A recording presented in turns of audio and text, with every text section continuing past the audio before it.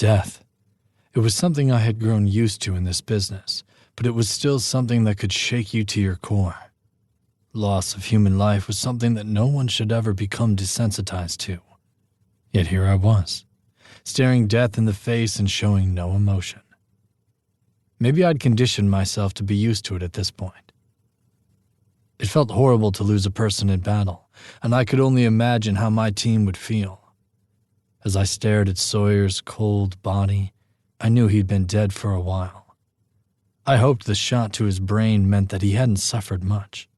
It would only be a matter of time before the rest of my team was here to clean up the mess.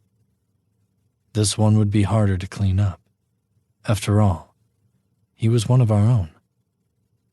Sawyer Maxwell had been a newer member of Cross Sentinel, having been a part of our organization for only a year. He wasn't working on a case at the moment and ended up dead. He'd been one of our newer recruits and was an excellent team member from what I had been told.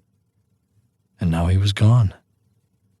With my glove-covered hand, I pulled out a piece of paper that had been placed in the front pocket of his jeans. It was a senseless act, one that could have been avoided. But even before I read what was on the paper, I knew that this murder was directed at me. I knew who'd killed him.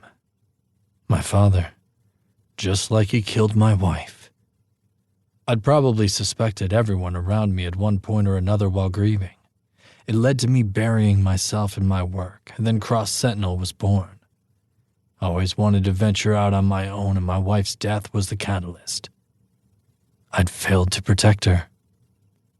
I remember it feeling as if my sanity was on the brink and could snap at any second when I had to identify her body. In the days after her death, I remember Damien coming to me and trying to be a sounding board because he too knew what it was like to lose someone, even if Damien's ex-girlfriend, Charlotte, wasn't dead. Although Haley died years ago now, there was still unfinished business that I needed to take care of, and now I knew it involved the person who was supposed to always be in my corner no matter what. Not that that meant anything.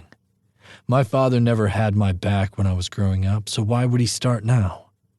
That didn't mean that I thought he would kill my wife. I'd kept my distance from my family for a while, including Aunt Selena, who had tried to be a beacon of light during my darkest days. But it wasn't enough. I needed to be by myself to heal. Heal? That was almost comical because I still couldn't tell anyone if I was healed today. It'd been 7 long years of pain, sacrifice, and anger. Anger about why I couldn't have stopped it from happening. And the kicker was that my father had organized it all. My thoughts were brought to a halt when I saw black SUVs flying down the road. In no time, they braked, and members of Cross Sentinel began filing out of the cars one by one. The dejected looks on their faces were to be expected, but the feelings they must have been experiencing as the results of trying to investigate and clean up the scene were outweighed by one common goal: finding who hurt one of our own.